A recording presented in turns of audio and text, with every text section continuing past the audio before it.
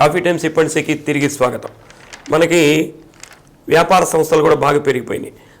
పెరిగిన తర్వాత ఎక్కువ మందికి అకౌంటెంట్స్ అవసరం కూడా ఏర్పడింది. దీనికి సంబంధించి అందరూ కంప్యూటర్ ద్వారా ఈ అకౌంటెన్సీ మెయింటైన్ చేస్తున్నారు. కాబట్టి దీనికి ప్రధానమైనటువంటి సాఫ్ట్వేర్, రకరకాల సాఫ్ట్వేర్లు ఉన్నాయి. కానీ టాలీ సాఫ్ట్వేర్ అనేది ఒక దీంట్లో ప్రత్యేకమైనటువంటిది. కాబట్టి దీనిలో శిక్షణ కనుక తీసుకున్నట్లయితే తప్పనిసరిగా ఏదో ఒక ప్రైవేట్ సెక్టార్లో అయినా సరే అకౌంటెంట్గా ఉద్యోగం వచ్చేదానికి అవకాశం ఉంటుంది. కాబట్టి దీన్ని దృష్టిలో పెట్టుకొని ఉన్నతి అన్నటువంటి ఫౌండేషన్ ఉచిత శిక్షణ ఇవ్వడానికి వారు ముందుకొచ్చారు. 18 సంవత్సరాల నుంచి 26 ఏళ్ళు ఉన్నటువంటి వాళ్ళు వీరికి 35 రోజుల పాటు ఈ శిక్షణ ఇస్తారట. ఈ బయట ఈ శిక్షణ తీసుకోవాలంటే కొంత వేల రూపాయలు ఖర్చుతో కూడా ఉంటుంది. ఈ టాలీతో పాటు ప్రస్తుతం ప్రతి వస్తువు మీద కూడా జిఎస్టీ ఉంది. ఈ జిఎస్టీ క్యాలిక్యులేషన్స్ కూడా ఎలా చేయాలి అన్న దాని మీద కూడా శిక్షణ ఇస్తారట. ఇవి రెండే కాకుండా ఇక్కడ ఇంకా ఏదన్నా మంచి కంపెనీల్లో ఉద్యోగం సాధించాలంటే కంప్యూటర్ స్కిల్స్ ఎలా ఉపయోగించుకోవాలి, అలాగే స్పోకెన్ ఇంగ్లీష్ ప్రధానమైనటువంటిది, అలాగే కమ్యూనికేషన్ స్కిల్స్ అనేది కూడా ఈ రోజులో ప్రధానమైనది. కాబట్టి వీటన్నిటి మీద కూడా శిక్షణ ఇస్తున్నట్లు వారు ఒక ప్రకటన ఇచ్చారు. ఉచిత శిక్షణ ఇస్తున్నారు కాబట్టి దీన్ని అందరూ ఉపయోగించుకోవచ్చు. అలానే చౌకగా మత్స్య ఉత్పత్తులు అందించేదానికి వినియోగదారులకి మనకి మత్స్యశాఖ ద్వారా కొన్ని ఏర్పాట్లు కూడా చేస్తున్నారు.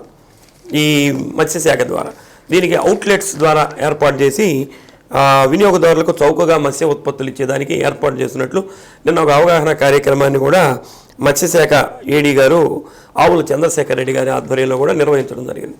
అంటే ఫిష్ ఆంధ్ర ద్వారా మనకి అవుట్లెట్స్ ఏర్పాటు చేసి ఆ కార్మికులకి ఉపాధి అవకాశాన్ని కల్పించడం, వాటి ద్వారా ఈ ఎవరైతే వినియోగదారులు ఉన్నారో వారికి చౌకగా మంచి ఈ మత్స్యానికి సంబంధించి వాళ్ళకి ఉత్పత్తులు అందించేదానికి ఇదొక మంచి కార్యక్రమం చెబుతున్నారు. ఫిష్ ఆంధ్ర సెంట్రల్ డెస్క్ నుంచి ప్రాసెసింగ్ చేసినటువంటి తాజా నాణ్యమైన మంచినీటి సముద్రపు చేపలు అందించేది, అలానే రొయ్య ఉత్పత్తులు కూడా వీటి ద్వారా అందించేదానికి జరుగుతుందట. దీనికి సంబంధించినటువంటి కార్యక్రమంలో సుమారు 60 మంది దీంట్లో పాల్గొన్నారు. త్వరలోనే ఈ డ్వాక్రా బజార్ లాగా ఇటువంటి ఫిష్కు సంబంధించినటువంటి కూడా అవుట్లెట్స్ ఏర్పాటు చేస్తున్నట్లు ఈ వార్త ద్వారా మనకు అర్థమవుతున్నటువంటి అంశం. అలానే కదం తొక్కిన అంగన్వాడీలు 25 రోజులకి నిన్నటితోటి పూర్తయింది. ఈరోజు 26 కూడా చేరినట్టున్నారు. ప్రభుత్వానికి ఈ అంగన్వాడీ నాయకులకి మధ్యలో ఇప్పటికి కూడా సుహృద్భావమైనటువంటి వాతావరణంలో వాళ్ళకి చర్చలు జరిగినట్లుగా ఎవరు కనపడలేదు. ఎందుకంటే లేకపోతే ఇన్ని రోజుల పాటు ఈ సమ్మె జరిగేది కాదు. అయితే ఎప్పటికప్పుడు ఈ మహిళలు కూడా వినూత్న రీతిలో వీరు నిరసనలు కూడా తెలియజేస్తున్నారు.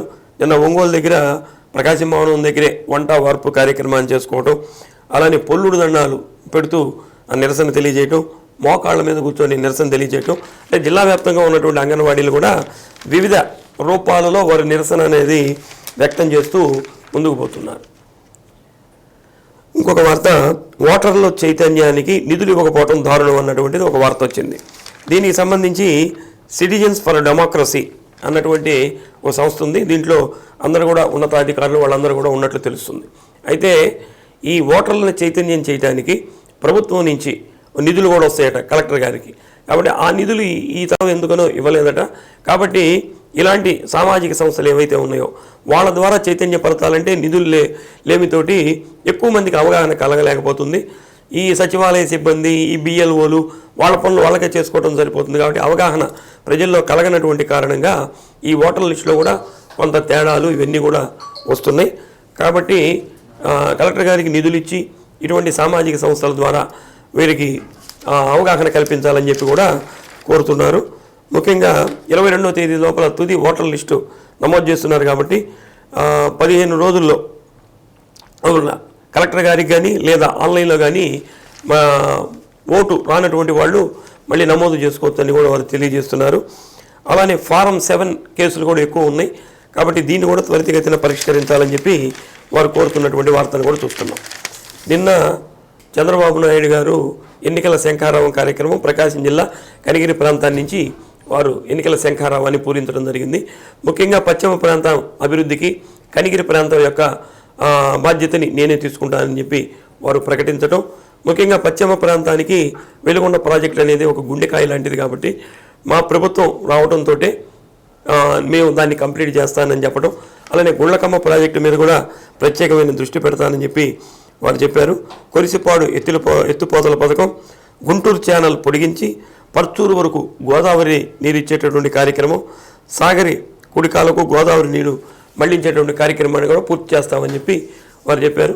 మొత్తం మీద చంద్రబాబు నాయుడు గారి పర్యటన విజయవంతమైనందుకు టీడీపీ శ్రేణులు కూడా ఆనందాన్ని వ్యక్తం చేస్తున్నారు. ఇది ఈరోజు కాఫీ టైమ్స్ ఇప్పటిసీలో ఉన్నటువంటి ప్రధానమైనటువంటి వార్తలు. రేపటి కాఫీ టైమ్స్ ఇప్పటిసీలో మళ్ళీ కలుద్దాం. అంతవరకు సెలవు. కాఫీ టైమ్స్ ఇప్పటిసీకి స్వాగతం. ఈరోజు కాఫీ టైమ్స్ ఇప్పటిసీలో ప్రధాన వార్త తెలుగు దినపత్రికల్లో ఉన్నటువంటి వార్తలు ఏ విధంగా ఉన్నాయో చూద్దాం.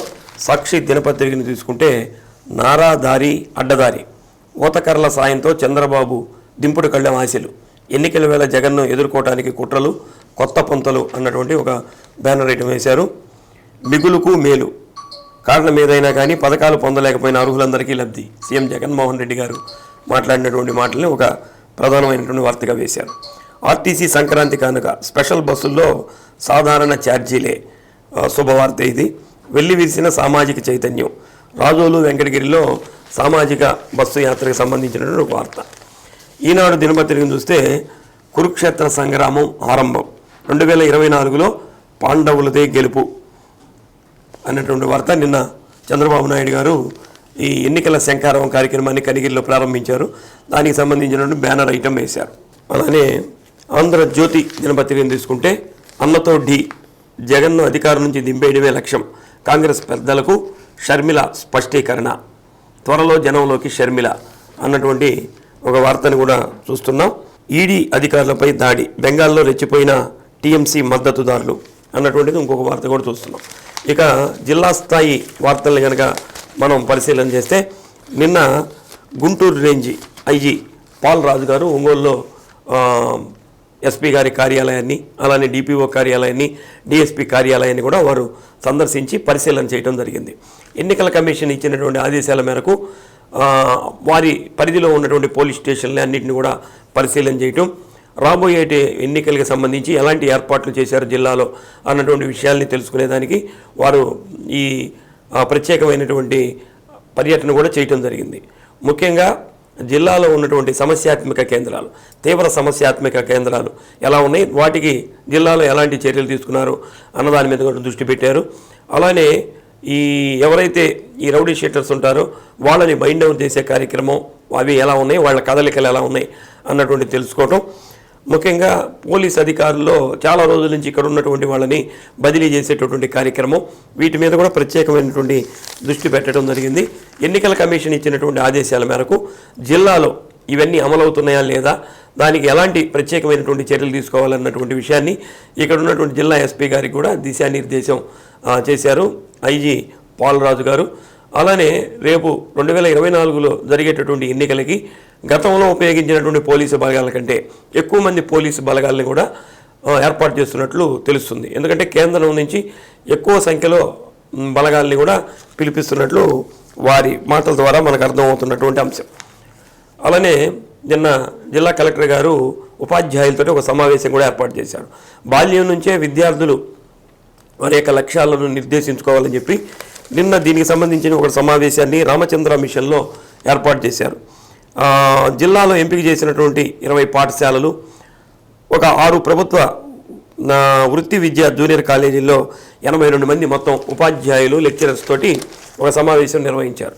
అంటే ఉపాధ్యాయులు విద్యార్థులు వారు చదువుకునేటప్పటి నుంచే ఉపాధ్యాయులు వారిలో ఉన్నటువంటి ఏవి భవిష్యత్తులో వారు ఏం కావాలనుకుంటున్నారు, ఐఏఎస్ కావాలనుకుంటున్నారా, ఐపీఎస్ కావాలనుకుంటున్నారా, ఇంజనీర్ కావాలనుకుంటున్నారా, సాఫ్ట్వేర్ ఇంజనీర్ కావాలనుకుంటున్నారా, వాళ్ళు ఏం కావాలనుకుంటున్నారు, వారు ఏవి కావాలనుకుంటున్నారో వాళ్ళ ద్వారా తెలుసుకొని మీకు సంబంధించినటువంటి ఈ ఎడ్యుకేషన్ అయిపోయిన తర్వాత మీకు పలానా చోట దీనికి సంబంధించినటువంటి ఇన్స్టిట్యూషన్స్ ఉన్నాయి, ప్రభుత్వం నుంచి కూడా ఇవి ఉచితంగా మీకు లభ్యమవుతున్నాయి. ఇవన్నీ కూడా ఉపాధ్యాయులు తెలుసుకొని విద్యార్థులకు చెప్పడం ద్వారా వారి భవిష్యత్తు ఉన్నతంగా తీర్చిదిద్దడానికి అవకాశం ఉంటుంది. కాబట్టి ఉపాధ్యాయులు కూడా వీటి పట్ల అవగాహన పెంచుకోవాలని చెప్పడం, వీళ్ళకి కెరియర్ గైడెన్స్ ఏ విధంగా ఉండాలి, దానికి ప్రత్యేకమైనటువంటి ఎఫిషియన్సీని తీసుకొచ్చి వాళ్ళ ద్వారా కూడా ఇవన్నీ ఏర్పాటు చేయాలని చెప్పి కలెక్టర్ గారు ఈ ఎంపిక చేసినటువంటి ఉపాధ్యాయులందరూ కూడా దిశానిర్దేశం చేశారు. అంటే వీళ్ళు నేర్చుకొని వాళ్ళ పాఠశాలల్లో ఉన్నటువంటి ఉపాధ్యాయులు కూడా ఇవన్నీ కలెక్టర్ గారు చెప్పినటువంటి విషయాలన్నీ చెప్తారు కాబట్టి అందరికీ కూడా దీని పరిపూర్ణమైనటువంటి అవగాహన కలిగేదానికి అవకాశం ఉంటుంది. ఒంగోలులో కరోనా కలకలం అనేది కూడా ఒకటి ఏర్పడింది. మన జిల్లాలో 2 కరోనా కేసులు వచ్చినాయి. మద్దిపాడు మండలానికి చెందినటువంటి ఒక సాఫ్ట్వేర్ ఇంజనీరు ఈయన సింగపూర్లో ఉద్యోగం చేస్తున్నాడు. ఈ మధ్య కాలంలోనే ఆయన మన ఇక్కడికి రావటం, 15 రోజులు హైదరాబాదులో ఉండి వారి సొంత గ్రామం అయినటువంటి మద్దిపాడుకు వచ్చాడు. వస్తే ఆయనకి జలుబు చేయటం, ఒళ్ళు నొప్పులు ఇవన్నీ ఉండటంతో నిన్న జీజీహెచ్లో పరీక్ష చేసుకుంటే వారికి కరోనా ఉన్నట్లుగా కూడా తెలిసింది. కాబట్టి ఆయన అంటే అంత తీవ్రతగా ఏమీ లేదు, అయినా కానీ ఆ పాజిటివ్ కనిపించింది కాబట్టి వారు హోమ్ ఐసోలేషన్లోనే ఉండేటట్లుగా వారిని ఇంటికి కూడా పంపించడం జరిగింది. అలానే ఏపీ నెట్వర్క్లో హెల్పర్గా పనిచేస్తున్నటువంటి 18 సంవత్సరాల యువకుడు కూడా ఇలాంటి లక్షణాలే ఉండటంతో ఆయన కూడా అబ్బాయి కూడా పరీక్ష చేసుకుంటే అతనికి కూడా పాజిటివ్గా తేలింది. అయితే అతనికి ఇంటి దగ్గర ఉండే సౌకర్యం లేదో మరి ఏమో కానీ మొత్తం మీద జీజీహెచ్లోనే ఐసోలేషన్లో ఉన్నాడు. దీనికి సంబంధించి వివరణ ఇస్తూ డిఎంఎండ్హెచ్ఓ గారు మీ ఇద్దరికి కూడా ఏం తీవ్ర స్థాయిలో ఏమీ లేదు, అయినా కానీ జాగ్రత్తలు పాటించాలి, ప్రతి ఒక్కళ్ళు కూడా 10 మందిలోకి వచ్చేటప్పుడు బయటకు వచ్చేటప్పుడు తప్పనిసరిగా మాస్క్ పెట్టుకోవాలన్నటువంటి సూచన మటుకు డిఎంఎండ్హెచ్ఓ గారు చేస్తున్నారు. ఎక్కువ జనరద్దీ ఉన్నటువంటి ప్రాంతాల్లో కూడా సాధ్యమైనంత వరకు వెళ్లకుండా ఉండేదానికి ప్రయత్నం చేయమని చేస్తున్నారు. ఎటువంటి ఒకవేళ కేసులు పెరిగినా సరే అన్ని ఏర్పాట్లని జీజీహెచ్లో చేసినట్లు వారు తెలియజేయడం జరిగింది. కాఫీ టైమ్ సిప్పన్సీలో చిన్న విరామం తీసుకొని మిగతా వార్తలు చూద్దాం.